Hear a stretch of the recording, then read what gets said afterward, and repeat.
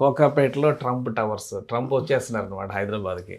అది ఏమంటారు, ఇది 65 అంతస్తుల భవనాలకి పర్మిషన్స్ ఇచ్చారు. కానీ ట్రంప్ టవర్ అని ఎందుకు పెట్టుంటారా పేరేనా? అంటే ఆయన కన్స్ట్రక్షన్ కంపెనీ మొత్తానికి కూడా డొనాల్డ్ ట్రంప్ ఓన్డ్ కంపెనీ ఇది.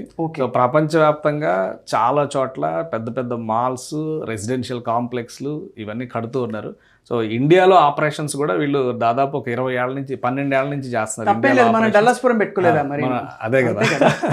సో అయితే ఈ ట్రంప్ టవర్స్ నాకు ఒకటే డౌట్ కేశవ్, అయ్యో పైకి వెళ్ళిపోయింది ఇది చూసారా, ట్రంప్ అనగానే అలా పైకి వెళ్ళిపోయింది. నేను అనేది ఏంటంటే ఇది ఇలాంటి ఒక ప్రతిపాదన వచ్చినప్పుడు మరి ఇంత 65 అంతస్తులు తట్టుకునే అంత 80 అంతస్తులు తట్టుకునే సామర్థ్యం ఉంది. హైదరాబాద్ లో టాలెస్ట్ టవర్ ఏంటంటారు? హైదరాబాద్ లో టాలెస్ట్ టవర్ రీసెంట్ గా 80 అంతస్తులకి పర్మిషన్ ఇచ్చారు, ప్రైవేట్ కన్స్ట్రక్షన్ చేస్తున్నారు. 80 అంతస్తులు నీళ్ళు ఎలా పైకి వెళ్తాయా?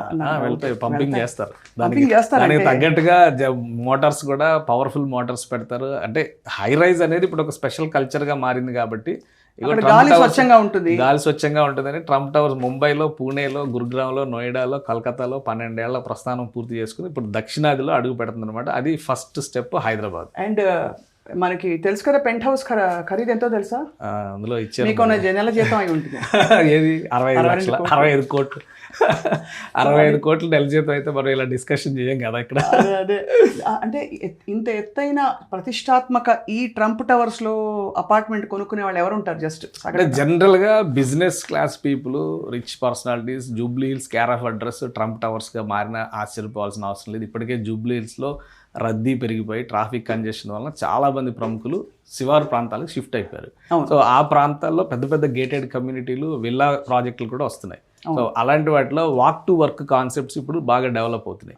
సో ఇక్కడ ఆఫీస్ ఉంటుంది, పక్కనే ఇల్లు ఉంటుంది, జస్ట్ అలా వెళ్ళి బ్రేక్ టైంలో ఇల్లు వచ్చేసేదానికి అవకాశం ఉంటుంది. అలాంటి సిస్టమ్నే ఇక్కడ కూడా ఈ గేటెడ్ కమ్యూనిటీలో వీళ్ళు డెవలప్ చేస్తారు. నాకు ఎప్పుడూ డౌట్, లిఫ్ట్ ఆగిపోతే ఏంటి ఇలాంటివన్నీ వస్తుంటాయి, దిగి రావడం ఎక్కడ రావడం అంటే ఇక తప్పదు. అంటే కొంత రిస్క్ ఉంటుంది. బికాస్ రిస్క్ అంటే డెఫినెట్ గా ఇది ఒక సాధారణమైన పరిస్థితి అయితే కాదు. 80వ అంతస్తుకు వెళ్ళి రావడం అంటే మనకు 32, 33 అంతస్తులకు వెళితేనే చెవులు అలా గుయ్యమంటూ ఉంటాయి. సో ఇవన్నీ ఐ జస్ట్ వండర్ అనమాట, ఎవరు ఇష్టపడతారు పైన ఉండడానికి? ఎంత దానికి సపరేట్గా దానికి కావాల్సినటువంటి కస్టమర్స్ ఉన్నారు. సో వాళ్ళ ఇంట్రెస్ట్ బట్టి వాళ్ళు కొంటారు.